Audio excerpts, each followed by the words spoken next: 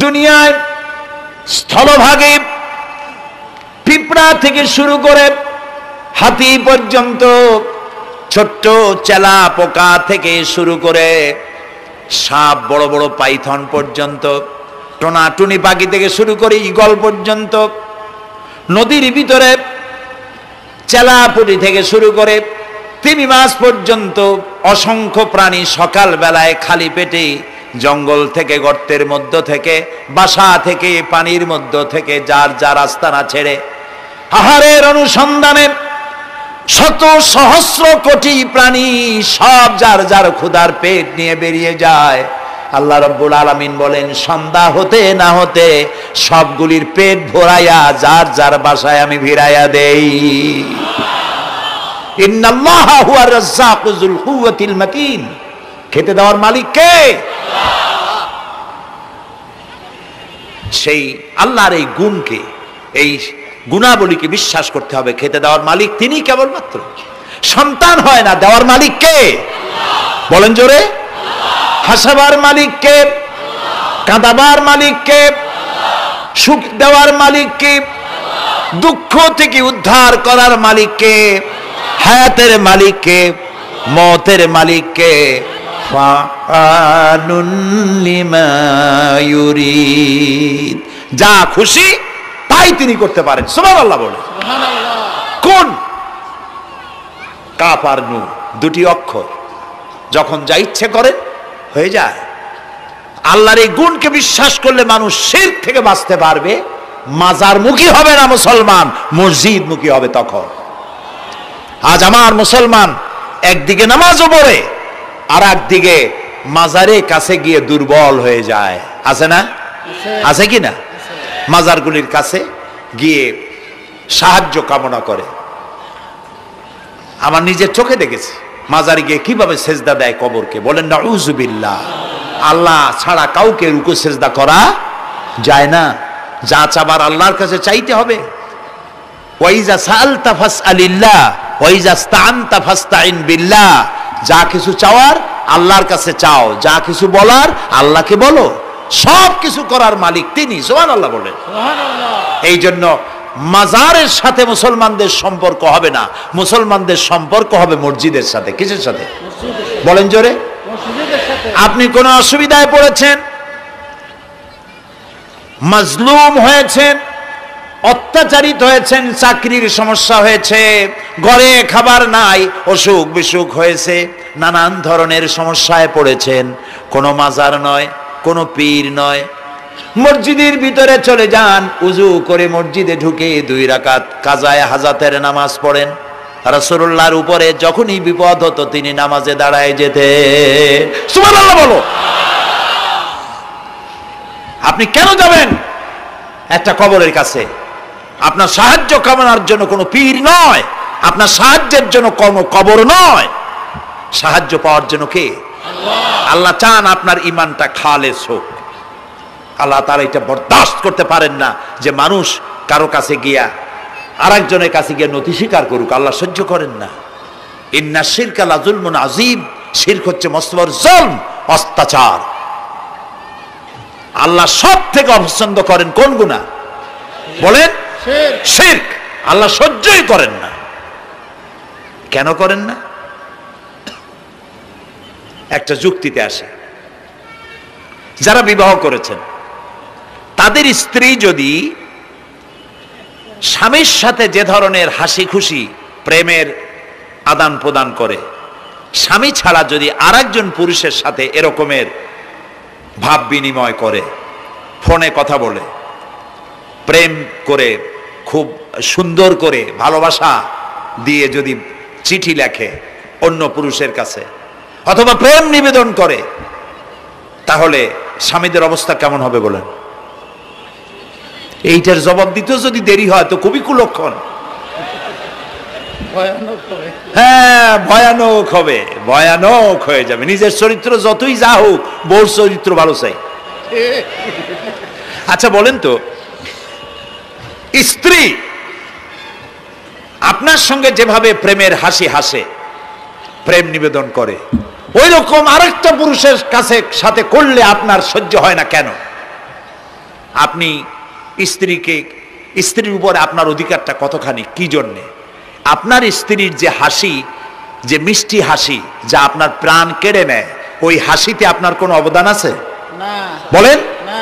তার যে টানা টানা চোখ, সুন্দর ভ্রু, মাথায় অনেক লম্বা চুল, শরীরটা সুন্দর, যৌবন, রূপ, এর ভেতরে আপনার কোনো অবদান আছে?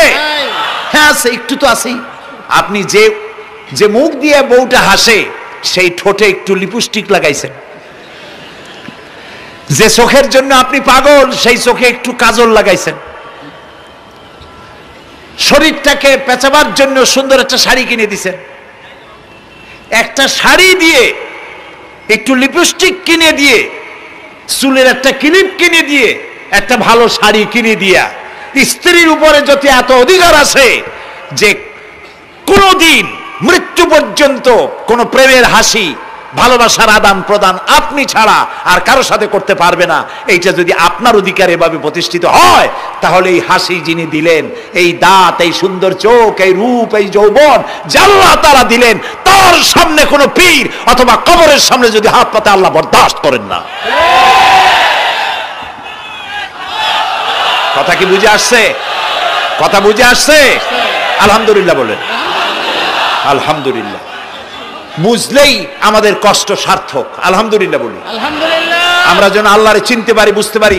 আমার বিশ্বাস করুন, কোরআন আমার সামনে, আল্লাহর কসম, কোন জীবিত পীর, কোন মৃত্যু পীর আমার ভাগ্যের ভালো বা মন্দ করার কোন অধিকার রাখে না, রাখে না, রাখে না। কোন পীর ফু দিয়ে আমার ভাগ্যকে ভালো বানাই দিতে পারবে না, পারবে না, এবং আমার একটা চুলও বাঁকাও করতে পারবে না। খাইরিহি ওয়া শাররিহি মিনাল্লাহি তাআলা। আমার ভালো, আমার মন্দ করার একমাত্র মালিক কে? আল্লাহ। এক আঙ্গুল আকাশের দিকে উঁচু করে চিৎকার দিয়ে বলুন, কে? আবার বলেন, আবার বলেন, আবারও বলুন। হাত নামান। আল্লাহ কবুল করুন, বলেন আমিন। আমার এই বক্তব্য দিয়ে আমি কোনো পীরকে অমর্যাদা করছি না। পীর সাহেবদের কাছে পীর কোনো শরীয়তের শব্দ নয়। কোরআন এবং হাদিসে কোথাও পীর বলে কোনো শব্দ নাই। এটি ফার্সি শব্দ। এই শব্দের অর্থ হলো বৃদ্ধ। তো পীর যদি বৃদ্ধ হয় ভালো কথা, তিনি যদি আলেম হন আরো ভালো কথা। কিন্তু বাপ পীর ছিল, উনিও সেই সুবাদে পীর। ইলেম নাই, তোনার নিজের কাছেই তো টর্চ নাই। আপনাকে অন্ধকারে উনিও ম্যানহোলের মধ্যে পড়বে, আপনারে নিয়ে পড়বে। আলেম হইতে হবে। পীর যদি হয় আলেম হইতে হবে, এক নম্বর কথা। দুই নম্বর কথা হলো তিনি ব্যবসায়ী হবেন না। ধর্মের নামে তিনি ব্যবসা করবেন না। তিনি মানুষকে হেদায়েতের পথ দেখাবেন। প্রয়োজনে জেলে যাবেন, প্রয়োজনে ফাঁসির মঞ্চে দাঁড়াবেন। তিনি নিজেকেই ইসলামের সব আমি করি, আর ইসলাম কারো কাছে নাই। যারা ইসলাম করলো 70-80 বছর ধরে, রাজনীতির পথ দেখালো, তারা ইসলামের দল না, ওনারটাই ইসলামের দল। এই ধরনের ফাজলামি বক্তব্য থেকে বিরত থাকতে হবে। এই ধরনের বেয়াদবিপূর্ণ বক্তব্য থেকে বিরত থাকতে হবে। আমার দোকানে খাঁটি ঘি পাওয়া যায়, আর কারো দোকানে খাঁটি ঘি পাওয়া যায় না। ইসলাম নিয়ে এই ধরনের মনোপলি বিজনেস করতে দেওয়া হবে না। প্রিয় ভাই সব, আমরা পীর সাহেবদের চিনি। পীর ছিলেন শাহজালাল রহমতুল্লাহ আলাইহি। সুবহানাল্লাহ। যুদ্ধ করা লাগে নাই, আজান দিয়েছেন, মূর্তির মাথা ভাঙ্গা চুর চুর হয়ে পড়ে গিয়েছে। গৌর গোবিন্দ পলায়া কুল পায় নাই। লোকেরা যায় তার মাজারে গিয়ে গজাল মাছ জিয়ারত করে আসে, কিন্তু তরবারিটা দেখে আসে না। দোধারি তরবারি এখনো আছে। সুবহানাল্লাহ বলেন। পীর ছিলেন হযরতে বাহাউদ্দিন নকশবন্দি, মুজাদ্দিদ আল ফিসানি রহমতুল্লাহ আলাইহি, বড় পীর আব্দুল কাদের জিলানী রহমতুল্লাহ আলাইহি, খাজা মঈনুদ্দিন চিশতি রহমতুল্লাহ আলাইহি, শাহজাহান আলী রহমতুল্লাহ আলাইহি। কত ওলিউল্লাহর মাজার দিয়ে আমার দেশ ভরা। আলহামদুলিল্লাহ কর। আলহামদুলিল্লাহ। এরা একদিকে মানুষকে মুরিদ বানায়া মুরিদের টাকা দিয়ে নিজেদের পকেট ভরেন নাই। ওনারা এরকম করতেন না, এইরকম করতেন। আর রাসূলুল্লাহ বলেছেন, এই রকমের হাতের মর্যাদা নাই, এই হাতের মর্যাদা। আমি পীর দেখছিলাম, বাইতুল শরফের পীর হযরত শাহ আব্দুল জব্বার সাহেব, আল্লাহ তাআলা জান্নাতুল ফেরদাউসের মেহমান বানায়নি। এই বাংলাদেশে শত শত মসজিদ মাদ্রাসার এতিমখানা তৈরি করে গেছেন। সুবহানাল্লাহ। বৃষ্টির মৌসুমে চট্টগ্রামের বাড়ি তার 14 বছর মাদ্রাসায় ওয়াজিদিয়া চট্টগ্রামে 14 বছর বুখারী শরীফ পড়িয়েছেন। কি মানের আলেম, খালি পীর না। মুরিদরা যত টাকা দিত এই টাকা দিয়ে বড় বড় মাদ্রাসা মসজিদ করেছেন। আর বৃষ্টির সময় সাথী সঙ্গী নিয়ে বস্তি এলাকায় যেতেন, পলিথিন দিয়া ছাওয়া, বাচ্চা আর তার স্বামী নিয়ে কাতরায় এক কোনায় বসে আছে, খাবার নাই, চাউল নাই, অসুস্থ, তাদের চাউল দিয়ে আসতেন, তাদের রান্না করার শাকসবজি দিয়ে আসতেন, ওষুধ দিয়ে আসতেন, হাড়ি পাতিল দিয়ে আসতেন। বন্যা হলে, তুফান হলে টাকা উজাড় করে যা মুরিদরা দিত সবগুলি উজাড় করে মানুষের খেদমত করতেন। সুবহানাল্লাহ। কাজী যারা জামায় অনেকগুলো পকেট সমানে নিতে থাকে আর ভরতে থাকে এইভাবে করে, এই ব্যবসায়ীদেরকে পরিত্যাগ করতে হবে। পীর হচ্ছে ওই সমস্ত লোক যারা নাকি ধর্মের নামে ব্যবসা করে না, বরং আল্লাহর দ্বীনকে প্রতিষ্ঠা করার জন্য কথা বলে। প্রিয় ভাই সব, আমাদের জেহেন সাফ করতে হবে, পরিষ্কার করে বুঝতে হবে আমার ভালো আমার মন্দ কে করতে পারেন? আল্লাহ। সম্রাট শাহজাহান নাম শুনেছেন? কোথার বাদশা বলেন? দিল্লির সম্রাট। সম্রাট শাহজাহান পৃথিবী জোড়া নাম তার। কবি বলছেন, শাহনে জাহাं को जिन्हें फख्र से देते थे बाज, वाज कब्र में है सूरह अलहम्दु की मोहताज। যে শাহজাহানকে কর দিয়া ট্যাক্স দিতে পারলে জনগণ নিজেদেরকে গৌরবান্বিত বলে মনে করত, সেই শাহজাহান কবরে শুয়ে আছে, সূরা ফাতিহার মুহতাজ হয়ে আছে। সুবহানাল্লাহ। যদি কেউ আমার কবরের কাছ থেকে হেঁটে যাইতো আর একটু সূরা ইখলাস পড়ে সব রেসানি করতো, আমি কিছু পাইতাম। আহারে, এই এতিম ফকির হয়ে শুয়ে আছে। এক ফকির দিল্লি ঘুরতেছে, একজন বলছে, ভাই তোমারে তো খয়রাত করে দেখতেছি আমি সেই ছোটবেলা থেকে, খালি তুমি খয়রাত করো। একটা জিনিস আপনারা মনে রাখবেন, গরিব, আজকে যারা গরিব পরিশ্রমের মধ্য দিয়ে কালকে তারা ধনী হতে পারে, কিন্তু যারা ভিক্ষুক, যারা ভিক্ষা করে, জিন্দেগিতে কোনোদিন তারা বড় হতে পারবে না। ভিক্ষা করা যাদের অভ্যাস, জীবনেও বাড়ি করতে পারবে না, জীবনেও ধনী হইতে পারবে না, কিন্তু গরিব ধনী হইতে পারবে। কারণ হলো আল্লাহর কাছে দুইটা বৈধ জিনিস অত্যন্ত ঘৃণিত। কয়টা? একটা হলো তালাক আর একটা হলো ভিক্ষাবৃত্তি, মানুষের কাছে চাওয়া। আল্লাহ পছন্দ করেন না। তো ভিক্ষুক ঘুরতেছে, একটা লোক বলল, মিয়া তোমার তো সারা জীবনই খরচ করতে দেখি। খরচ করবো না, করবো কি? যার কাছে যাই সে দেয় 4 আনা 2 আনা 1 টাকা, এর বেশি তো দেয় না। তেই দিয়ে আমি কেমনে বড় লোক হবো? কয় যে তুমি বাদশারে চোখে দেখো না, বাদশারে চোখে দেখো না। কয় বাদশার কাছে কি আমার মতো লোক যাইতে পারে নাকি? কল না, যাইতে হবে, যাও। বাদশা একবার যাবা, এমন দেওয়া দেবে জীবনে আর তোমার খরচ করা লাগবে না। পাতি শিয়ালের পিছনে ঘুরে তো লাভ নাই। পাতি শিয়ালে খায় মুরগি, তোমার একটা ঠ্যাং দেবে, দাঁতের খেলালের কাজ হবে না। বাঘের পিছনে ঘোরো, বাঘে খায় গরু আর হরিণ, একটা রান দিলে তুমি 1 সপ্তাহ খাইতে পারবা। কাজে ঘুরতে গিয়েও বোঝা উচিত কার সাথে ঘুরি। তো বলছে বাদশার কাছে যাও। তো বাদশারে পাবো কই? কই তো দেখলাম কেবল মসজিদে ঢুকলো। তারপরে ফকির গিয়ে দাঁড়ায় আছে বারান্দায়, দেখে যে উনি বাদশা ভেতরে বসে হাত তুলে আছে ভাবে, আর চোখ দিয়ে পানি পড়ে দাড়ি ভিজে ভিজে পড়তেছে।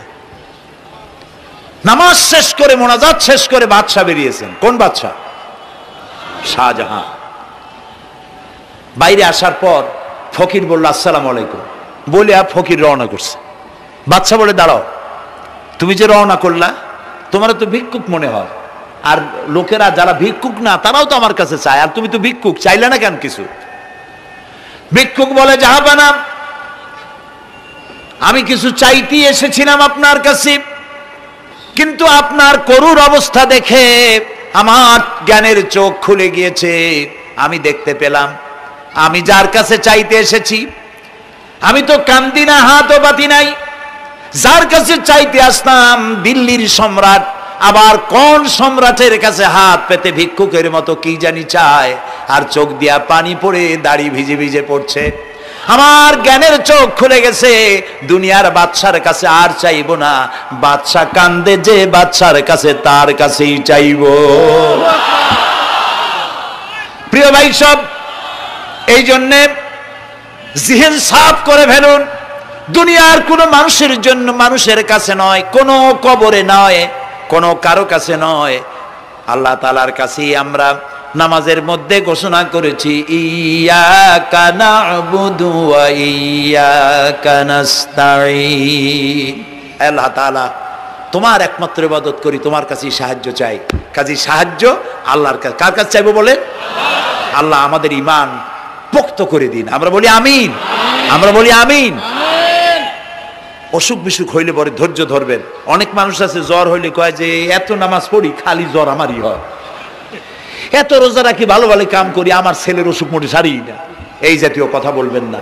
মুমিনের পায়ে যদি কাঁটা ফোটে সওয়াব থেকে খালি নাই। ধৈর্য ধরতে হবে। কাঁটা ফুটছে, বলেন ইন্না লিল্লাহ। আজাবান লিল মুমিন, মুমিনের জন্য বড়ই আশ্চর্য ব্যাপার, বিপদ হইলেও শুকর আদায় করে আর সুখে থাকলেও শুকর আদায় করে। সুবহানাল্লাহ বিহামদি। বিপদ আসলে সে বলে ইন্না লিল্লাহি, বলেন ইন্না লিল্লাহি ওয়া ইন্না ইলাইহি রাজিউন। আর যখন শান্তি আসে বলে আলহামদুলিল্লাহ। দুই অবস্থায় তার জন্য নিয়ামত আল্লাহর তরফ থেকে সে পায়, আলহামদুলিল্লাহ। প্রিয় ভাই সব, তো আল্লাহর উপর ঈমান আনার জন্য কয়টা শর্ত বলছিলাম? এই যে প্যাচ লেগে গেছে, কয় যে তিনটা। আল্লাহর উপর ঈমান আনার জন্য শর্ত কয়টা? চারটা। চারটার বলছি কয়টা? দুইটা। আরেকটা হচ্ছে আল্লাহর কুদরত, এ বিশ্বাস করা। আল্লাহর কুদরত মানে শক্তি। আল্লাহর কিছু বিশ্বাস করবেন, বলেন জোরে? শক্তি। আকাশ এবং জমিনে শক্তিশালী কে? কিন্তু আমার দেশের জনগণ, কিছু কিছু রাজনীতিবিদরা বলে জনগণই নাকি সকল ক্ষমতার, সকল শক্তির উৎস। কি পাগল! তুমি ক্ষমতার উৎস? নাকের মধ্যে ময়লা, দাঁতে ছাতা, পেটের মধ্যে দুর্গন্ধ ভরা, ক্ষমতার উৎস। আশ্চর্য কথা। এই যে ক্ষমতার উৎস, হাজার হাজার লোক এখানে বসা, দুইটা ভাউয়া ব্যাংক যদি দুই কোণা দিয়ে ঢোকে, ভাউয়া ব্যাংক চেনেন? বিগ সাইজের ব্যাংক, দুইটা যদি দুই দিক দিয়ে ঢোকে লাফাইতে লাফাইতে, সামনে যারা আছে এমনি লাফাবে। অন্তত টঙ্গী তামিরুল মিল্লাত মাদ্রাসা ছাড়াইয়া তারপরে ফিরে তাকায় বলবে, ভাই আমরা দৌড়াই কেন? ব্যাংকের সামনে অসহায়, বল্লা ভীমরুলের সামনে অসহায়, সাপের সামনে, বিচ্ছুর সামনে অসহায়। তারা কয় সকল ক্ষমতার উৎস জনগণ। কপাল পোড়া। ক্ষমতার উৎস জনগণ নয়। এটা কোরআনের সাথে কন্ট্রাডিকশন হয় এ কথায়। আল্লাহ বলেছেন আন্নাল কুওয়াতা লিল্লাহি জামিয়া। সকল ক্ষমতার উৎস কে? আল্লাহ। চিল্লায় বলো আল্লাহ। ক্ষমতা কি দেখছেন? মাত্র 1.5 মিনিট। কয় মিনিট? মাত্র 1.5 মিনিট। আল্লাহ বলেছেন কোন? সাথে সাথে তামিলনাড়ু, মালয়েশিয়া, ইন্দোনেশিয়া, থাইল্যান্ড, মালদ্বীপ, শ্রীলঙ্কা, 2 লক্ষ লোক শেষ, 1 লক্ষের খোঁজ নাই। সমুদ্রের পানি 33 ফিট উঁচু হয়ে এসছে। সুবহানাল্লাহ কই দিচ্ছে করে না? বিজ্ঞানীরা বলেছেন ভারত মহাসাগরের তলদেশে ফাটল ধরেছে, ওর কয়েক কিলোমিটার নিচে ভূমিকম্পের উৎপত্তি হয়েছে। ভারত মহাসাগরের পানি 3 হাত না 4 হাত, কত কিলোমিটার আল্লাহ জানে। এই কয়েক কিলোমিটার নিচে যে মাটি, সেই মাটিরও কয়েক কিলোমিটার নিচে ভূমিকম্পের উৎপত্তি। এখান থেকে ভূমির কম্পন হয়েছে। সেই ভূমিকম্পে সমস্ত মহাসাগরের মধ্যে, ভারত মহাসাগরের মধ্যে জলকম্পন শুরু হয়েছে। পানির কম্পন, মাটির কম্পন একসাথে। 33 ফিট উঁচা, মানে 4 তলা বিল্ডিং এর মতো উঁচু হয়ে আসছে পানি। 4 তলা পরিমাণ উঁচু হয়ে পানি চলে আসছে। বাড়ি গাড়ি সব কিছু খড় কুটার ন্যায় সব উড়িয়ে দিয়েছে। এগুলোরে কপাল পোড়া নাস্তিক যেগুলি, তারা বলে প্রাকৃতিক দুর্যোগ। ওর বাপের মাথা। আচ্ছা, প্রাকৃতিক দুর্যোগ, প্রকৃতি কি? কোন জন্তুর নাম? প্রকৃতি কোন জন্তু, জানোয়ারের নাম? প্রকৃতি নিজে চলে না কেউ তাকে চালায়? কে চালায়? কপাল পোড়া রাতা বুঝে না। বিশ্ববিদ্যালয়ের শিক্ষক হয়েছে তো, আল্লাহ দিয়ে আসি কোথায়? তবে সব খারাপ না, ভালো আছে আলহামদুলিল্লাহ। কিছু আছে কপাল পোড়া, বিশেষ করে শান্তিনিকেতনে যারা পড়াশোনা করে আসে, সাহিত্য চর্চা করে, এই সাহিত্য চর্চা করতে করতে এক পর্যায়ে কপাল পুড়ে যায়, আল্লাহরে চিনতে পারে না। সব চেনে, আল্লাহরে চেনে না। আল্লাহ এখন চিনাইতেছে ভালো করিয়া। প্রিয় ভাই, সব কমে আদ, কমে সামুদ, এগুলিকে আল্লাহ তারা ধ্বংস করেছেন। কিয়ামতের আগে এই যে 7টা আকাশ, এই আকাশ সম্পর্কে অবিশ্বাসীরা তারা বলেছে আকাশ বলতে কিছুই নেই, এটা নাকি অনেক দূরে, তাই নীলা নীলে দেখা যায়। কি কপাল পোড়া, চিন্তা করেন, নীলা নীলা দেখা যায়। এই আকাশ মহাশূন্য, এই আকাশগুলিকে, আকাশ কয়টা স্তর? 7টা। এগুলি কাতাইয়ে সিজিল্লিল কুতুব, কোরআনে কারিমে আল্লাহ তাআলা বলেছেন কিতাবের পৃষ্ঠার মতো কিয়ামতের আগে একটার পর একটা ঠাস ঠাস করে পড়বে, ভেঙে চুরে চুরমার হয়ে যাবে। ওয়াইদাল বিহারু ফুজ্জিরাত, আল্লাহ তাআলা বলছেন ইদাস সামাউ ফাতারাত ওয়াইদাল কাওয়াকিবু ইনতাসারাত ওয়াইদাল বিহারু ফুজ্জিরাত, আকাশের তারকাসমূহ বিক্ষিপ্ত হয়ে পড়বে। অসংখ্য তারকারাজি, বিশাল বিশাল তারকা বিক্ষিপ্ত হয়ে পড়বে। চন্দ্র সূর্য একটার সাথে আরেকটা ধাক্কা লেগে চাঁদ আর সূর্য আলো হারিয়ে ফেলবে, একাকার হয়ে যাবে। পাহাড়গুলো উঁচু করে আল্লাহ তাআলা জমিনের উপরে আছাড় মারবেন, কালিহিনিল মানফুস, তুলার মতো উড়ে চলে যাবে। সুবহানাল্লাহ বলবা না? কত বড় শক্তি আল্লাহ পাকের।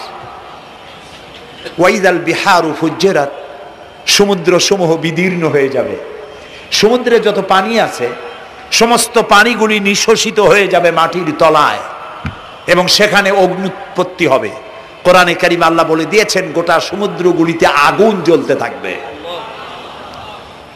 এগুলি কিয়ামতের আলামত। আল্লাহ পাকের অফুরন্ত মেহেরবানি।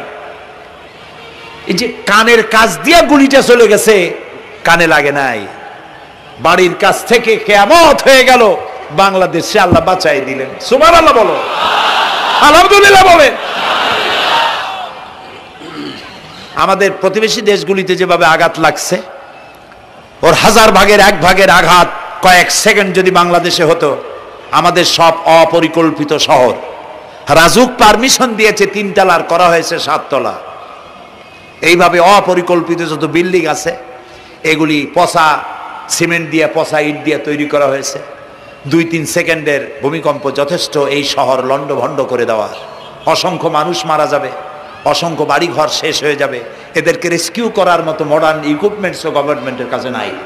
এই জন্য আল্লাহর কাছে সেজদা দিয়া গুনার তওবা করতে হবে, আল্লাহ আমাদের মাফ করে দাও, আমার এই গরিব দেশটাকে কিয়ামত পর্যন্ত এই গজব থেকে বাঁচাও। প্রিয় ভাই সব, আল্লাহ তাআলার ক্ষমতার ওয়াজ আমি আজ করতে পারবো না, অনেক লম্বা হয়ে যাবে। কারণ আমাকে 3টা পুঁজির কথা তো কমসে কম বলতেই হবে, অল্প করে হলেও। শুনবেন তো? আল্লাহ তৌফিক দিক, বলেন আমিন। তো আল্লাহ তাআলার ক্ষমতায় বিশ্বাস করা, তার প্রচন্ড ক্ষমতা, যা খুশি তাই বলেন করতে পারেন। মরাকে জিন্দাকে মারতে পারেন, মরুভূমিতে ফুল ফুটাতে পারেন। সুবহানাল্লাহ, যা খুশি তাই করতে পারেন। এই শক্তি সহকারে আল্লাহকে বিশ্বাস করতে হবে। 4র্থ নম্বরে আল্লাহর হুকুম এবং হাকাম, আদেশ নিষেধ। আমি আল্লাহরে বিশ্বাস করি, এই কথার কোনো দাম নাই যদি তার আদেশ না মানি। এই কথার কোনো দাম নাই যদি তার নিষেধকে আমি আমার জীবনে প্রত্যাহার না করে চলতে পারি। মুসলমান বলে দাবি করার কোনো মূল্য নেই। একদিকে নামাজ পড়ি, আর একদিকে ওজনে কম দেয়, খাদ্যে ভেজাল দেয়, বেপরদা করি, মিথ্যা কথা বলা হয়, ওজনে কম দেয়, খাদ্যে ভেজাল দেয়, জমিনের আইল ঠালে আমানতের খেয়ানত করে। আল্লাহর হুকুম মানা হলো না, রসুলের আদেশ মানা হলো না। আল্লাহর উপর ঈমান আনার জন্য 4র্থ শর্ত হচ্ছে আল্লাহ যা বলেছেন মাথা নত করে মেনে নিতে হবে। বলতে হবে সামি'না ওয়া আতা'না। বলেন সামি'না ওয়া আতা'না, শুনলাম আর মেনে নিলাম। বলেন তো জোরে, শুনলাম আর মেনে নিলাম। সুবহানাল্লাহ বলেন। মুমিনেরা এই প্রশ্নই করবে না মদ হারাম কেন, মুমিনেরা এই প্রশ্নই করবে না জুয়া হারাম কেন, মুমিনেরা এই প্রশ্নই করবে না জেনা হারাম কেন। একটাই জবাব, মদ হারাম কেন? আল্লাহ হারাম করেছেন তাই হারাম। জেনা হারাম কেন? আমার আল্লাহ হারাম করেছেন তাই হারাম। জুয়া হারাম কেন? আমার আল্লাহ হারাম করেছেন তাই হারাম। কোন যুক্তি নাই। যুক্তির, আল্লাহর নিষিদ্ধ জিনিসে যুক্তি তালাশ করে কেবলমাত্র শয়তান। আল্লাহর আদেশ নিষেধের যুক্তি তালাশ করে কে? শয়তান। মুমিনের কাজ হলো সামি'না, বলেন, ওয়া আতা'না, শুনলাম আর মানলাম, বাস, শেষ কথা, খালাস। এই গেল, চারটি শর্ত পুরো হয়ে গেল। এই চারটি শর্ত যদি পূরণ করতে পারি তাহলে আল্লাহরে বিশ্বাস করছি এটা প্রমাণিত হবে, এটা জাস্টিফাই হবে, এটা সত্যতা প্রমাণ হবে যদি আল্লাহর হুকুম মতো। এক নম্বরে হলো, আমি আবার কথাটা প্যাকেট করে দিই যাতে করে আপনারা বাড়ি নিয়ে যাইতে পারেন। আল্লাহর উপরে ঈমান এনেছি, এই কথাটাকে কমপ্লিট করার জন্য শর্ত কয়টা? চারটা। এক নম্বরে আল্লাহর অস্তিত্বে বিশ্বাস, বলেন আল্লাহর অস্তিত্বে বিশ্বাস। দুই নম্বরে আল্লাহর গুণাবলীতে বিশ্বাস। তিন নম্বরে আল্লাহর ক্ষমতায় বিশ্বাস। চার নম্বরে আল্লাহর আদেশ এবং নিষেধে বিশ্বাস, মান্য করে চলা। আল্লাহ যেন এই তৌফিক আমাদের দেয়, বলেন আমিন।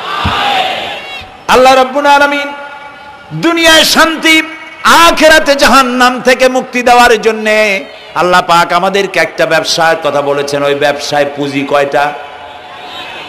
বলেন। তিনটা পুঁজি। বলছি কয়টা? দেখেন যে কেমনি প্যাঁচ লাগে। বলছি মাত্র একটা, সে একটা ডাল বার করছি চারটা। এবার আসেন মূল পয়েন্টে। এবার দ্বিতীয় পয়েন্ট, রসুলের প্রতি ঈমান। আমরা তো রসুলের প্রতি ঈমান আনছি কিনা বলেন? রসুলের প্রতি ঈমান এনেছি। আমাদের এই ঈমান যথেষ্ট নয়, কারণ আমাদের ঈমান হলো রবিউল আউয়াল মাসে ঈমান তাজা হয়, ঠিক না? ঠিক না? রবিউল আউয়াল মাস যখন আসি, ব্যানার টানাই, শামিয়ানা টানাই, রাস্তাগুলিতে ফ্ল্যাগ লাগাই আর আলোকসজ্জা করি। মন্ত্রীরা আসেন, নেতারা আসেন, সিরাতুন নবী মাহফিলে দাঁড়ায় বলেন নবীর আদর্শ অনুসরণ করা ছাড়া উপায় নাই। অথচ ওনার পা থেকে শুরু করে মাথা পর্যন্ত নবীর আদর্শ নাই।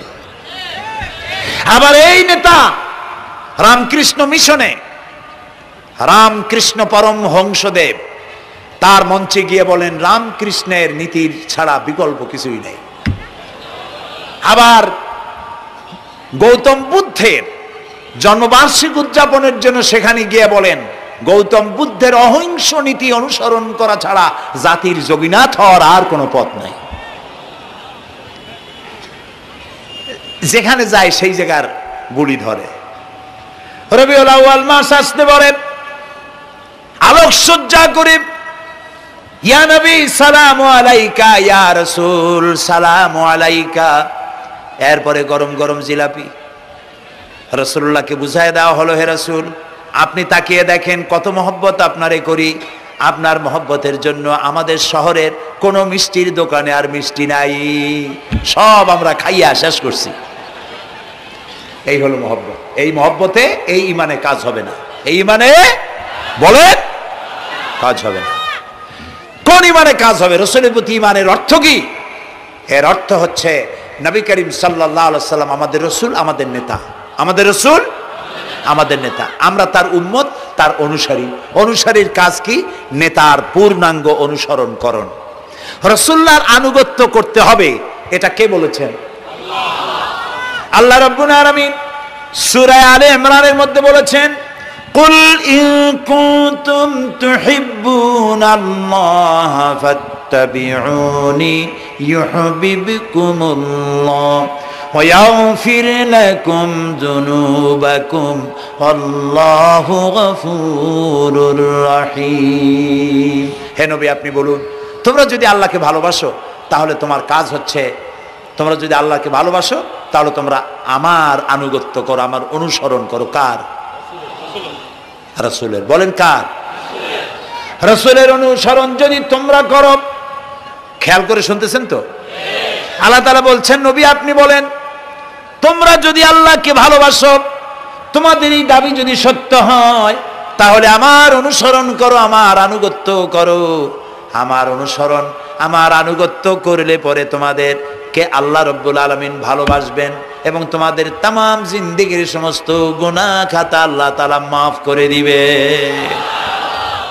আমরা কি গুনাহ মাফ করাইতে চাই? বলেন চাই?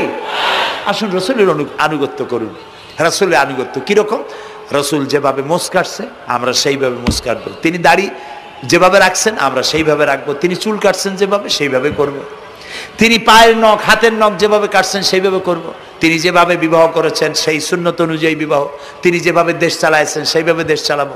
রাসূলের অনুসরণের অর্থ শুধু এই নয় যে তিনি যেভাবে সুরমা লাগাইছেন আমি ওইরকম সুরমা দেব, তিনি যেভাবে কদু খাইছে আমিও কদু খাবো, এইটা নয়। এটা নয়, শুধু রাসূলের আনুগত্য হবে মুরগির ফার্ম থেকে শুরু করে জাতিসংঘ পর্যন্ত, জীবনের সব ক্ষেত্রে।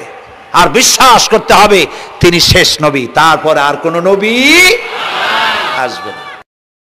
আল্লাহ রাব্বুল আলামিন সূরা আহজাবের মধ্যে বলেছেন, মা কানা মুহাম্মাদুন আবা আহাদিম মির রিজালিকুম ওয়ালাকির রাসূলুল্লাহি ওয়া খাতামান নাবিয়্যিন। মুহাম্মদ সাল্লাল্লাহু আলাইহি ওয়াসাল্লাম তোমাদের কোনো পুরুষদের পিতা নন, তিনি আল্লাহর রাসূল এবং তাকে দিয়ে নবুয়তের মিশনকে খতম করে দেওয়া, কমপ্লিট করে দেওয়া হয়েছে। আর কোন নবী, রাসূলুল্লাহ বলেছেন লা নাবিয়্যা বাদি ওয়ালা রাসূল, আমার পরে আর কোন নবীও আসবে না, রাসূলও আসবে না। কথা বুঝে আসছে? আল্লাহর নবীর পরে আর কোন নবী হবে না। আল্লাহর নবী বলেছেন, একটি ইমারত তৈরি করে তার ভিতরে একটা ইট যদি খালি থাকে, একটি ইটের জায়গা যদি শূন্য থাকে, তাহলে সকলের চোখে ধরা পড়বে। ওই ইটখানা দিলে পরে বিল্ডিংটা কমপ্লিট হয়ে যায়। নবুয়তির যে ইমারত আল্লাহ তৈরি করেছিলেন, ওর ভিতরে একটা ইটের অভাব ছিল। আল্লাহ পাক আমাকে দিয়ে সেই শূন্য জায়গা পূরণ করে দিয়ে নবুয়তের মিশনকে কমপ্লিট করে দিয়েছেন। রাসূলুল্লাহ বলেছে আমার পরে আর কেউ নবী হবে না। পৃথিবীর সব মুসলমানদের আকীদা, মুহাম্মদ সাল্লাল্লাহু আলাইহি ওয়াসাল্লামের পরে যদি কেউ নবুয়তের দাবি করে সে কাফির, হাজার বার কাফির। তারা যারা তাকে যারা নবী মানবে তারাও কাফির। রাসূলুল্লাহ বলেছেন আমার পরে 30 জন মিথ্যেবাদী নবুয়তের দাবি করবে। তার মধ্যে একজন তো দাবি করছে রাসূলের জীবদ্দশায়, একটা ছিল মেয়ে লোক আর একটা ছিল পুরুষ। পুরুষটার নাম ছিল মুসাইলামা কাযযাব, নামই ছিল কাযযাব। কাযযাব মানে মিথ্যাবাদী। দেখছেন অবস্থা, নামই মিথ্যাবাদী। উম্মতেরা কইল যে আপনি তো একজন নবী, আমরা সৌভাগ্য আর দুর্ভাগ্য হোক আপনারা নবী বলে মানলাম। মুহাম্মদ সাল্লাল্লাহু আলাইহি ওয়াসাল্লামের কাছে প্রায় জিবরাইল আসে আর ওহী আনে, আর আপনি আমাদের কোনো ওহী দিতে পারলেন না পর্যন্ত। কয় যে কেবল না নবী হইলাম, অপেক্ষা করো, ওহী আসবে না। বেশ কিছুদিন যাওয়ার পর খুব চিন্তা ভাবনা করে কয় যে ওহী একটা আসছে। উম্মতেরা সব দৌড়ে আসছে, কি ওহী? কয় যে এইমাত্র শেষ রাত্রে জিবরাইল আসছিল, আইসে আমারে কয়ে গেল একটা সূরা নাজিল করলো। সূরাটা কি? ইন্না আতাইনাকাল আকাক ফাসাল্লি লিরাব্বিকা ওয়াজআক ইন্না শানিয়াকা হুয়াল আবলাক। উম্মতেরা কয় সর্বনাশ, এই সূরা পড়তে গেলে তো আমরা কাইসা মরে যাব। এর অর্থ তো খুব বিকায়দা। কি কি সূরা নাজিল হলো আপনার উপরে?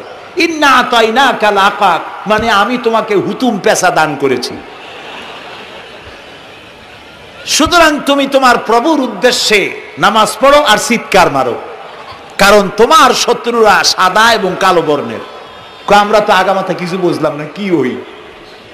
আচ্ছা ঠিক আছে, পয়গম্বর মুহাম্মদ সাল্লাল্লাহু আলাইহি ওয়াসাল্লামকে তার উম্মতেরা নিয়ে যায় তাদের বাগানে, মাঝে মধ্যে নিয়ে যায়। নিলে পরে যে কুয়ায় পানি থাকে না, শূন্য কুয়া পানিতে ভরে যায়।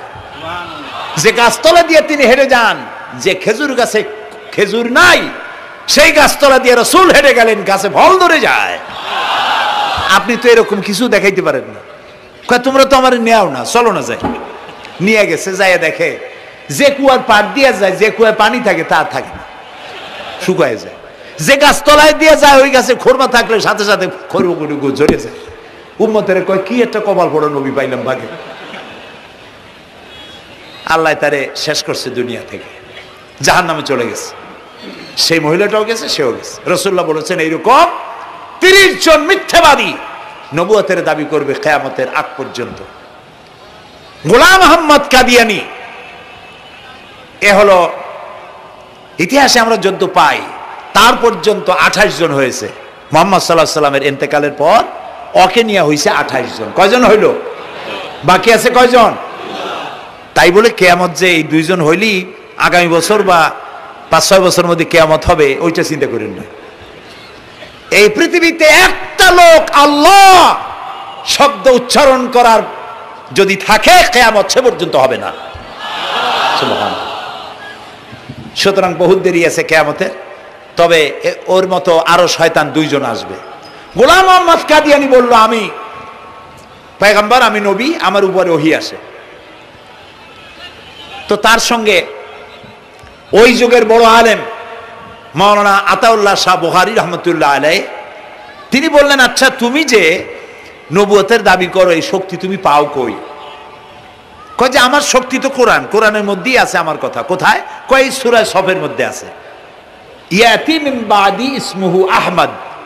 ঈসা আলাইহিস সালাম আমার ব্যাপারে ফোরকাস্ট করেছেন, ভবিষ্যৎবাণী দিয়েছেন যে আমার পরে একজন আসবে তার নাম হবে আহমদ, আমি তো সেই আহমদ। মাওলানা বুখারী বলছেন বেকুব, ঈসা আলাইহিস সালাম যার কথা বলেছেন তার নাম, ঈসা আলাইহিস সালাম যার কথা বলেছেন তার নাম হলো ফকাত আহমদ, আর তোমার নাম হলো গোলাম আহমদ। তাহলে এতে করে বোঝা যায় ঈসা আলাইহিস সালাম যার কথা বলেছেন তুমি সেই আহমদের গোলাম, তো তুমি নবুয়তের দাবি করো কেন? গোলাম আহমদ কয় যে হুজুর আমার নামের আগে গোলাম বৈশা একটু সমস্যা হয়েছে, ঠিক, তো গোলামটারে যদি বাদ দেই তাহলে তার আপনি আপত্তি করতে পারেন না আমি আহমদ থাকি আর আপনি আমার উম্মত হয়ে যান। আমি আমার কথা ঈসা আলাইহিস সালাম বলেছেন। মাওলানা বুখারী বলছেন দেখো তোমার ফতোয়া অনুযায়ী তুমি বলছো নামের প্রথম অংশ বাদ দিয়া শেষের অংশ নিয়ে তোমার উপর ঈমান আনতে, তাহলে আমি আমার নাম আতা আল্লাহ, তোমার ফতোয়া অনুযায়ী আমার নামের প্রথম অংশ বাদ দিলাম, আতা গেছে, থাকছে আল্লাহ। আর আল্লাহ হয়ে বলছি তোর মতো গাধারে আমি নবুয়ত দেই নেই। এরপর এই শয়তানের মৌত হলো কোথায়? বলেন কোথায়? পায়খানার ভিতরে। এই কাদিয়ানীরা, গোলাম আহমদ কাদিয়ানী কাফের, ওরে যারা নবী বলে মানে তারাও কাফের। প্রিয় ভাই সব, পৃথিবীর 48টি মুসলিম দেশ কাদিয়ানীদেরকে নন মুসলিম মাইনরিটি হিসেবে ঘোষণা দিয়েছে রাষ্ট্রীয়ভাবে। সৌদি গভর্নমেন্ট আইন পাশ করেছে কিয়ামত পর্যন্ত কাদিয়ানীরা মক্কা মদিনায় প্রবেশ করতে পারবে না। বিগত 100 বছরের ভিতরে কোনো কাদিয়ানী মক্কা মদিনায় ঢুকতে পারে নাই। আজকে বাংলাদেশে খতমে নবুয়তের আন্দোলন নতুন কিছু নয়, দীর্ঘদিন থেকে এই উপমহাদেশে খতমে নবুয়তের আন্দোলন চলছে। এই আন্দোলন চলবে যতদিন পর্যন্ত সরকারের পক্ষ থেকে তাদেরকে নন মুসলিম মাইনরিটি ঘোষণা না করা হচ্ছে, আন্দোলন চলবেই। এদের লাশ রাস্তায় ফেলাই দিবা আর 14 কোটি মুসলমান তাকিয়ে তাকিয়ে দেখবে, তা বিশ্বাস করো না। খতমে নবুয়তের আন্দোলন যারা করেন এই জাতির 14 কোটি মুসলমানের সমর্থন তাদের পেছনে রয়েছে।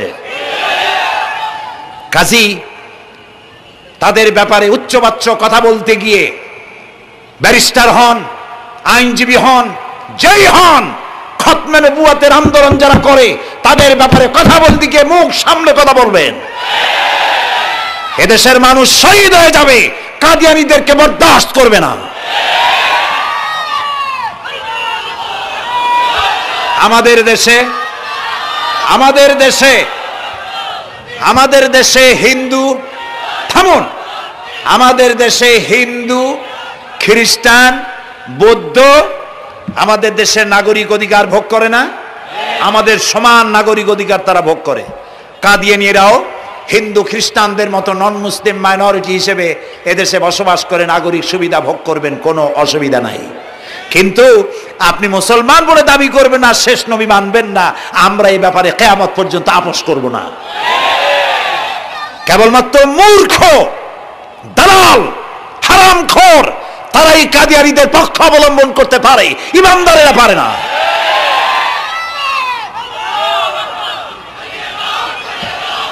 কাদিয়ানীরা যে সব মসজিদ তৈরি করে, এগুলি মসজিদ নয়, এগুলি উপাসনালয়।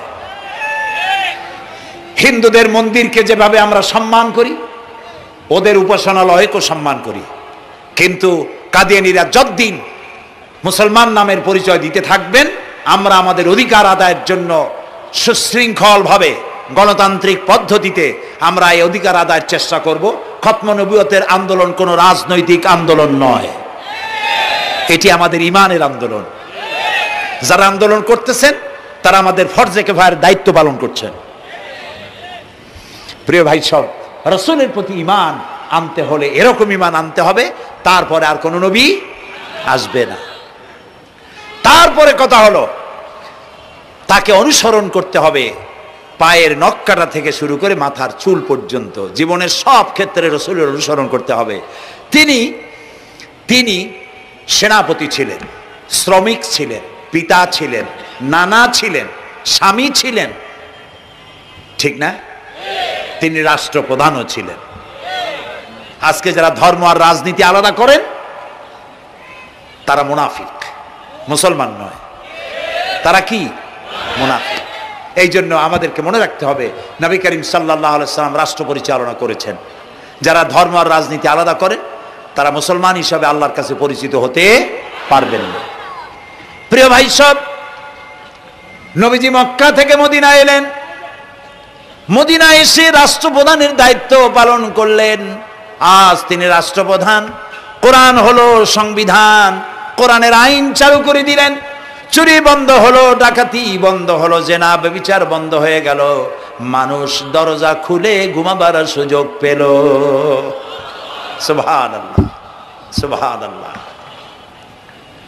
নবী করিম সাল্লাল্লাহু আলাইহি ওয়াসাল্লাম একটি সুন্দর সুখী সমাজ পৃথিবীতে চালু করে গেলেন। আজ আমাদের ভাগ্য যদি খুলতে হয়, রাসূলের অনুসরণ করি আমাদেরকে রাষ্ট্র পরিচালনা করতে হবে। ইসলাম সন্ত্রাসকে প্রশ্রয় দেয় না, ঠিক না ভাই?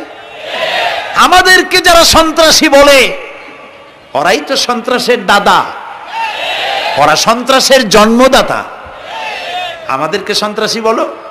আমি আমেরিকায় বক্তব্য করেছি, লন্ডনে বক্তব্য করেছি, আমি তাদেরকে বলছি তোমরা আমাদেরকে সন্ত্রাসী বলো, আমাদের দেশে যাইয়া দেখো, তোমাদের এখানে সমস্ত সুপার মার্কেটগুলি সব বন্ধ হয়ে যায় বেলা 4টায়, কোনো মার্কেট খোলা থাকে না। কেন খোলো না? তোমরা সিকিউরিটি দিতে পারবে না বলে খোলো না। চুরি হবে, ডাকাতি হবে, লুটপাট হবে, এই জন্য বিকেলেই সব বন্ধ হয়ে যায়, রাতে কোনো দোকান খোলা থাকে না। তো যাও তো আমাদের দেশে, আমাদের তো সন্ত্রাসী বলো, গরিব দেশ। আমাদের দেশের বাবুরহাটে, নরসিংদীর কাছে বাবুরহাট, যেটাকে এই দেশের ম্যানচেস্টার বলা হয়, সারা রাত কোটি কোটি শত কোটি টাকার কাপড় চোপড় বেচা কিনা হয়, পুলিশের গন্ধ খুঁজে পাওয়া যায় না, সারা রাত বেচা কিনা হয়। গ্রামের বাজারগুলি যায় দেখেন আমাদের দেশে, যশোরে, খুলনায়, উত্তরবঙ্গে রাত 2টা 2:30 পর্যন্ত বেচা কিনা হয়, ঠিক না? এই যে আমাদের দেশে আল্লাহর মেহেরবানি, এবারে যে ঈদের সময় ঈদ আর পূজা একসাথে হইল, মুসলমান মেয়েরা, হিন্দু মেয়েরা সোনা দানা গলায় পরিয়া, হাতে পরিয়া, তারপরে বাজারঘাট ঈদের কেনাকাটা, পূজার কেনাকাটা করছে, কোনো অসুবিধা হয় নাই, ঠিক না?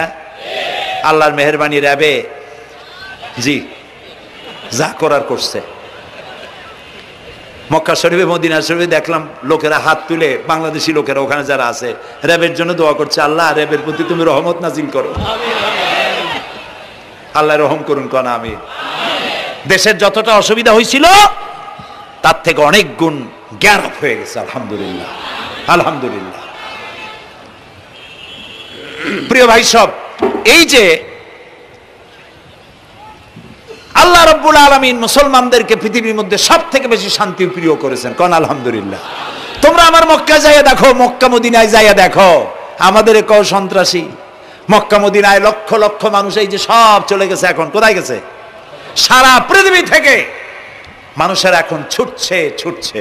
পৌঁছে গেছে, আর পথে আছে, প্লেনে আছে, নদীতে আছে, গাড়িতে আছে। সুবহানাল্লাহ, লক্ষ লক্ষ মানুষ চলে গেছে, সবার একই ড্রেস, একই গন্তব্য, একই স্লোগান, লাব্বাইক আল্লাহুম্মা লাব্বাইক। সব মানুষ চলে গেল। আমি 96-তে যখন পার্লামেন্টে আসলাম, প্রথম পার্লামেন্টে এক বক্তৃতার ভেতরে আমি বলেছিলাম যে আমাদের দেশে নেতা নেত্রীরা ওমরা করে, হজ করে। আচ্ছা, আপনারা যাইয়া দেখেন কি, করেন কি, আনেন কি? যাইয়া একটু তোয়াব করিয়া আসার সময় আতর আর পাথর, সুরমার খুরমা পকেট ভরে নিয়ে আসেন, কিন্তু চোখে দেখেন না। আল্লাহ তাআলা বলছেন, আওয়ালাম ইয়ারাউ আন্না জাআলনা হারামান আমিনান, তোমরা কি দেখতে পাও না আমার এই হারামকে আমি কিভাবে নিরাপত্তার শহর বানিয়েছি? সুবহানাল্লাহ। রাত 2:30-3টার সময় চাঁদের মতো সুন্দরী যুবতী মেয়ে একাকিনী, কোনো পুরুষ সঙ্গী ছাড়া নিজের ডেরা, নিজের তাবু ফেলে কাবা শরীফের ভিতরে এসে গেল। লক্ষ লক্ষ পুরুষের মধ্য দিয়ে আল্লাহর ঘর তওয়াফ করলো, তাহাজ্জুদের নামাজ আদায় করলো, এরপরে দোয়া দুরুদ করে কান্নাকাটি করে মেয়ে লোকটি একাকী লক্ষ লক্ষ মানুষের মধ্য দিয়ে নিজের ঘরে ফিরে গেল। কোন পুরুষের একবার তার চেহারার দিকে নজর পড়েছে তো দ্বিতীয়বার তার রূপ উপভোগ করার মতো সাহস কারো মনের মধ্যে জাগে না। হাজার বছরের ইতিহাস, মক্কা থেকে, মদিনা থেকে, আরাফাত থেকে, মুজদালিফা থেকে, মিনা থেকে একটা নারী লাঞ্ছিতা হয়েছে, ধর্ষিতা হয়েছে, অপমানিতা হয়েছে, এর ইতিহাস নাই। প্রিয় ভাই সব, প্রসঙ্গক্রমে এই টঙ্গী লক্ষ লক্ষ লোকেদের সমাবেশ হয়, আলহামদুলিল্লাহ বলে। হতেই পারে তাবলিগি জামাতের ভাইয়েরা এখানে উপস্থিত হন, সারা দেশ থেকে, বিভিন্ন দেশ থেকেও লোকজন আসে, এক জায়গায় বসে আল্লাহ বিল্লাহ করে, মোনাজাত করে। এটা মনে আসলো তাই বলতেছি। কেউ কেউ এটাকে খুব বাড়াবাড়ি করেন। সে বাড়াবাড়িটা হলো, কেউ কেউ বলেন আরাফাতের পরেই দ্বিতীয় এই সমাবেশ। এই বেয়াদবি শব্দটাকে উচ্চারণ করবেন না আল্লাহর হস্তে। কোথায় টঙ্গী, কোথায় আরাফাত, আর কোথায় টঙ্গী? কি এর সাথে আপনি কি মিলান? আপনি বলুন এখানে লক্ষ লক্ষ লোক হয়েছে, আমরাও দেখতে পাচ্ছি লক্ষ লক্ষ লোক হয়, কিন্তু আপনি কেন দ্বিতীয় সমাবেশ বলেন? কেন আপনি আরাফাতের ময়দানের পরে এই কথা বলেন? মহাগুনাহ, মহা বেয়াদবি। আরাফাতে যাওয়া ফরজ, টঙ্গীতে আসা নফল নয়। আপনি কিসের সাথে কি তুলনা করেন? জিন্দিগিতে এই চিন্তা করবেন না। কিছু কিছু লোক আছে গ্রামের মধ্যে, অবশ্য কোনো আলেম, কোনো মুরব্বীরা এইসব কথা বলেন না, মূর্খ যারা, তারা এই ধরনের কথা ছড়াইছে গ্রামে। 3 বার টঙ্গীতে আসতে পারলে 1 হজের সওয়াব হয়। বলেন নাউজুবিল্লাহ। শুধু 3 বার না, কিয়ামত পর্যন্ত লোকের এখানে আসতে থাকলে আরাফাতের ময়দানে 1 সেকেন্ডের যে সওয়াব হবে তাও হবে না। আরাফাত হচ্ছে সেই ময়দান যেখানে আদম আলাইহিস সালাম থেকে শুরু করে মুহাম্মদ রাসূলুল্লাহ সাল্লাল্লাহু আলাইহি সাল্লাম পর্যন্ত সব নবীদের চোখের পানি শুকিয়েছে। পৃথিবীর কোটি কোটি মানুষ এখানে কাঁদছে। আর আল্লাহ রাসূল বলেছেন, আল হাজ্জুল মাবরুর লাইসা লাহুল জাযাউ ইল্লাল জান্নাহ। একটা কবুল হজের সওয়াব আল্লাহর কাছে বেহেশত দেওয়া ছাড়া আর কিছুই নেই। মান হাজ্জা লিল্লাহ ফালাম ইয়ারফুস ওয়ালাম ইয়াফসুক রাজা কায়াউমিন ওয়ালাদাতহু উম্মুহু, রাওয়াহুল বুখারী। বুখারী শরীফের হাদিস। রাসূলুল্লাহ বলছেন, আরাফাতের ময়দান থেকে হাজিরা যখন বেরিয়ে যায় সন্ধ্যায়, মা যেমন নিষ্পাপ সন্তান প্রসব করে, আরাফাত থেকে হাজিরা তেমন নিষ্পাপ হয়ে বেরিয়ে যায়। আল্লাহর হস্তে আপনারা এই তুলনাটা কেউ করবেন না। বলবেন অনেক বড় সমাবেশ হয়েছে, লক্ষ লক্ষ লোক হয়েছে, বাস শেষ। এটা দ্বিতীয় সমাবেশ, আরাফাতের পরে এটা দ্বিতীয় স্থান অবলম্বন করেছে, এইসব বাজে কথা আর একদিনও বলবেন না। মহাবেয়াদবি যদি কেউ বলে থাকেন, আস্তাগফিরুল্লাহ পড়ুন আস্তাগফিরুল্লাহ। আল্লাহ সবাইকে ক্ষমা করুন, বলুন আমিন। এখানে আসলে দোয়া কবুল হবেই, কোনো গ্যারান্টি নেই, কোনো গ্যারান্টি নাই। কিন্তু রাসূলুল্লাহ বলেছেন আরাফাতের ময়দানে দোয়া কবুল হয়। রাসূলুল্লাহ বলেছেন, আল্লাহর ঘরের কাছে দাঁড়ায়া, মুলতাজিমে দাঁড়ায়া এমন কোন দোয়া করি নাই যে আল্লাহ কবুল করেন নাই। কাজে এই সব চিন্তা করবেন না। প্রিয় ভাই সব, রসুলের প্রতি ঈমান আনতে হলে রসুলের জীবনকে জানতে হবে। রসুলের জীবন আমরা অনেকেই জানি না। বাংলা ভাষায় বহুত বইপত্র বেরিয়েছে রসুলের জীবনী সংক্রান্ত, মেহেরবানি করে কিনবেন এবং পড়বেন। রসুলের প্রতি ঈমানের অর্থ হলো রসুলুল্লাহর পা থেকে শুরু করে মাথা পর্যন্ত সবটা আমল করা এবং তাকে মোহাব্বত করা। রসুলকে কি করবো আমরা? কি মোহাম্মদ সে ওয়াফা তুনে তু হাম তেরে হ্যাঁ, ये जहां चीज ही क्या लोह कलम तेरे है। মোহাম্মদ সাল্লাল্লাহু আলাইহি ওয়াসাল্লামের সঙ্গে যদি তুমি মহব্বতের কানেকশন জুড়িয়ে দিতে পারো, তার অনুসরণ আর অনুকরণ যদি করতে পারো, আকাশ আর জমিন তো দূরের কথা, লৌহ কলম পর্যন্ত আল্লাহ তোমার জন্য করে দেবে। নবী করিম সাল্লাল্লাহু আলাইহি ওয়াসাল্লামের উপর ঈমান আনার অর্থ হলো তার অনুসরণ অনুকরণ করা। 3 নম্বরে ওয়াতুজাহিদুনা ফি সাবিলিল্লাহি বিআমওয়ালিকুম ওয়া আনফুসিকুম, আল্লাহর রাস্তায় লড়াই করো জান দিয়া আর মাল দিয়া। কি দিয়ে কোন তো? জান দিয়া আর মাল দিয়ে। আমরা কিন্তু বলি হুজুর আসি আসি আপনার সাথে, আপনার পিছনে আসি, জানটা দিয়ে দেব। এই মানুষেরা খুব চালাক। আপনি জান দিলে তো মাল থেকে যাবে। আগে দেবেন কি? মাল, পরে দেবেন জান। মাল দিতে হবে, জান দিতে হবে আল্লাহর দ্বীন প্রতিষ্ঠার জন্য। রাসূলুল্লাহ জীবন দিয়ে, সাহাবায়ে কেরাম জীবন দিয়েছেন, রাসূলুল্লাহ রক্ত দিয়েছেন, দান মোবারক শহীদ হয়েছে। আমি দেখেছি ওহদের মাঠে, আমি ওহদে যখন সফর করেছি, আল্লাহ বহুবার নিয়েছেন আলহামদুলিল্লাহ। আমাকে সেখানকার একজন আলেম মদিনার, তিনি আমাকে নিয়ে গেলেন ওহদে বেশ কয়েক বছর আগে। ওহদে গিয়ে দেখলাম, আমাকে দেখালো যে নবী করিম সাল্লাল্লাহু আলাইহি ওয়াসাল্লামের যেখানে দান শহীদ হয়ে গিয়েছিল, দাঁত মোবারক শহীদ হয়েছে, রাসূলুল্লাহ বেহুশ হয়ে পড়ে গেছিলেন। তাকে হযরতে আবু বকর, হযরত ওমর, হযরত ওসমান, এই 3 জনে উঁচু করে নিরাপদ জায়গায় নেওয়ার জন্য দৌড়াচ্ছিলেন। পাহাড়ের উপরে যখন উঠতেছিলেন, ওই 3 জন রাসূলকে খাড়ে করে নিয়ে উঠতেছেন। পাহাড় তখন কাঁপতেছিল, পাহাড় কাঁপতেছে, এত বড় কাঁপন উঠেছে পাহাড়ের। পাহাড় সেই এলাকা থেকে কাগজ কাটলে, কেচি দিয়ে কাগজ কাটলে যেমন রেজা রেজা হয়ে যায়, আমার নিজের চোখে আমি দেখলাম। তিনি আমাকে দেখালেন এই সেই এলাকা যেখানে রাসূলকে উঠানো হয়েছিল। পাহাড় আল্লাহর ভয়তে কাঁপতেছিল তরতর করে। সেই উঁচা জায়গা, একটা বিশ্রামের মতো জায়গা পাহাড়ের মধ্যে, সেইখানে তাকে নিয়ে যখন রাসূলকে যখন শোয়ানো হচ্ছিল, পাহাড় কাঁপতেছে। নবী করিম সাল্লাল্লাহু আলাইহি ওয়াসাল্লাম তখন বলছেন, উসবুতি ইয়া জিবাল,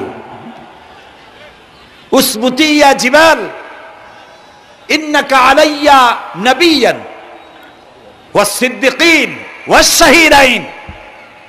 হে পাহাড়, উসবুতি ইয়া জিবাল, হে পাহাড় থেমে যা, তোর উপর আল্লাহর নবী, তোর উপরে সিদ্দিক আর 2 জন শহীদ দাঁড়িয়ে আছে, থেমে যা। পাহাড় থেমে গেল। সিদ্দিক হযরত আবু বকর, 2 জন শহীদ তোর উপরে, হযরতে ওমর, হযরতে ওসমান রাদিয়াল্লাহু তাআলা আনহুমা। কবে শহীদ হবে? রাসূলুল্লাহ আজকে বলতেছেন তোর উপরে 2 জন শহীদ দাঁড়িয়ে আছে।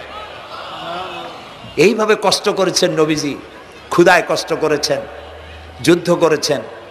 তবে সেই যুদ্ধ আক্রমণাত্মক ছিল না, ডিফেন্সিভ ছিল। আক্রমণকে প্রতিহত করার জন্য তিনি লড়েছেন। প্রিয় ভাই সব, এত কষ্ট করার পর তিনি যে দ্বীন কায়েম করে গিয়েছিলেন, আল্লাহ তাআলা বলছেন ওয়াতুজাহিদুনা ফি সাবিলিল্লাহি, আল্লাহর রাস্তায় লড়াই করো জান দিয়ে আর মাল দিয়ে আমার দ্বীনকে প্রতিষ্ঠা করার জন্য। যদি তোমরা ইসলাম বুঝে থাকো, এরই মধ্যে তোমাদের জন্য কল্যাণ নিহিত রয়েছে। সুবহানাল্লাহ বলেন, এরই মধ্যে কল্যাণ। সুতরাং শুধু টুপি মাথায় দিয়ে নামাজ পড়লেই হবে না, নামাজও পড়তে হবে, আল্লাহর হুকুম হাকাম মানতে হবে, রোজাও রাখতে হবে, হজও করতে হবে, যাকাতও দিতে হবে, স্ত্রীকে পর্দায় রাখতে হবে, আমলে আখলাকে, সিরাতে সুরাতে, চলনে বলনে, ব্যবসায় বাণিজ্যে, বক্তৃতায়, রাজনীতি, অর্থনীতি, সমাজনীতি, সব জায়গায় আল্লাহ এবং রসুলের পূর্ণাঙ্গ আনুগত্য করার নামই হলো মুসলমান হয়ে যাওয়া। সুবহানাল্লাহ। এই মুসলমান হইতে পারবো আমরা? আল্লাহ যেন তৌফিক দেন। আমিন। সবাই বলেন আমিন।